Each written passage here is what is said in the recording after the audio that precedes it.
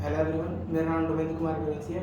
मैं सेशन 2021 और 2022 drop year Bhilai में आईआईटी मेडिकल वर्ल्ड में किया था। मैं जब 12th पास आउट हुआ था तो बहुत ज़्यादा ब्राइट स्टूडेंट नहीं रहा मैं। मेरा स्कोर हमेशा बिलो एवरेज रहता था। तो मैं जब यहाँ आया तो उतना ज़्यादा स्ट्रॉन्ग नहीं था मेरा, ना फिजिक्स केमिस्ट्री। बायो मैंने इनिशियली थोड़ा थोड़ा स्टार्ट किया था लेकिन उतना नहीं था।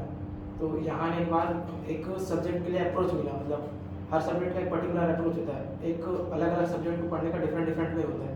तो वो जो डिफरेंट डिफरेंट वे और अप्रोच है वो यहाँ के डेवलप हुआ। थ्रू आउट 2 ईयर्स मैंने वो अप्रोच डेवलप की। जब बायो पढ़ता था तो मैं सिर्फ फैक्ट्स को रटता था।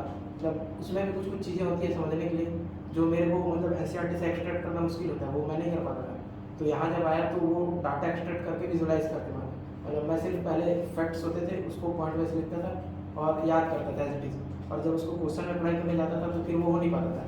कि जब यहाँ आया तो एक प्रॉपर एक्सप्लेनेशन होता है, उस चीज़ का एक प्रॉपर कंसेप्ट होता है, वो बताया गया। तो वो मैं बायो में यहाँ पे आके कर पाया और क्वेश्चन प्रैक्टिस भी करता था। हम लोग को एक डीपीपी दिया जाता था जिसमें कुछ 200 या 250 क्वेश्चन होते थे पर चैप्टर, वो हम लोग करते थे।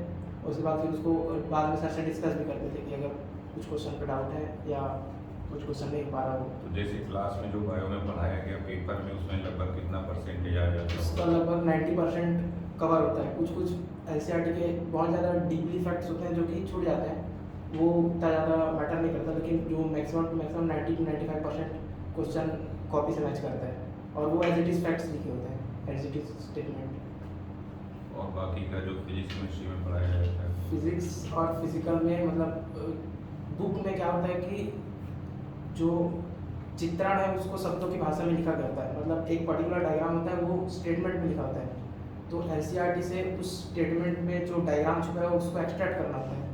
वो बहुत ही मुश्किल होता है क्योंकि वो जो लिखा गया एनसीईआरटी वो बहुत बड़े दिमाग वालों ने लिखा, तो उसको एक्सट्रैक्ट करना हम लोग का पॉसिबिलिटी नहीं है ना। तो उसके लिए फिर चाहिए अपने को हेल्प चाहिए होता है। तो जो यहाँ फिजिक्स और फिजिकल में जो हम लोग को विजुअलाइजेशन होता है वो चाहिए होता है, तो यहाँ पे प्रॉपरली मिलता है। सर डिटेल में डायग्राम बना के एक्सप्लेन करते हैं। क्वेश्चन बहुत सारे कराते हैं। क्वेश्चन कहते हैं अगर सिर्फ फिजिक्स फिजिकल में अगर थ्योरी से स्कोर किया जाएगा ऐसा सोचा जाए तो वो पॉसिबल नहीं है कि इसमें क्वेश्चन प्रैक्टिस बहुत ज़्यादा लगता है।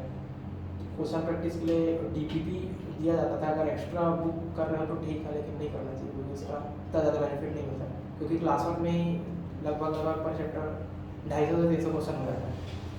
और ऑर्गेनिक में किस हिसाब से पढ़ाया जाता है ऑर्गेनिक केमिस्ट्री?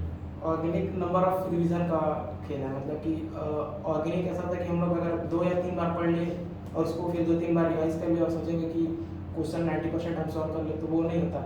ऑर्गेनिक में जितना ज़्यादा नंबर ऑफ टाइम्स अगर रिवाइज होगा उतना ज़्यादा बेटर है। Minimum to minimum exam hall में बैठने से पहले 20 टाइम्स रिवाइज होना चाहिए। तो यहाँ पे वो क्वेश्चन बार बार पूछा जाता था। कि जैसे कि अगर कोई पर्टिकुलर चैप्टर का क्लास है तो क्लास चलते चलते क्लास के बीच में ही पिछले के जो चैप्टर पढ़ाया जा चुका है उसको क्वेश्चन पूछ दिया जाता है। तो उससे क्या होता है कि रिकॉल करने में ज़्यादा बेनिफिट होता है।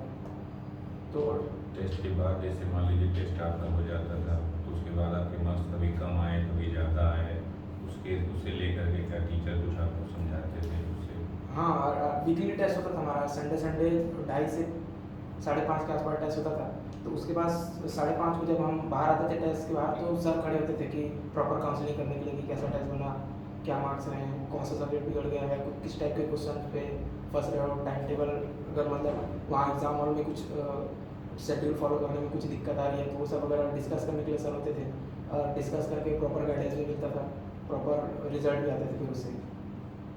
ठीक है, तो ओवरऑल जैसे आपने फिजिक्स केमिस्ट्री वाला सभी सब्जेक्ट यहाँ अटेंड किए हैं, तो बच्चा अगर जैसे फ्रेशर बच्चा ज्वाइन करता है तो यहाँ से वो प्रॉपरली पढ़ के सिलेक्ट हो सकता है आपके हिसाब से? हाँ, क्योंकि स्टार्ट 0 से ही होता है।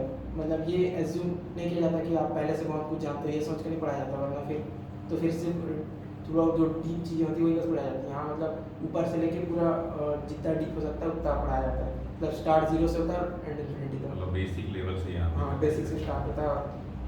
वो क्या कॉलेज में लगे तो बता दो। मेरे को ESIC गुलबर्गा मिला, कर्नाटक। फुल फॉर्म भी बता दो।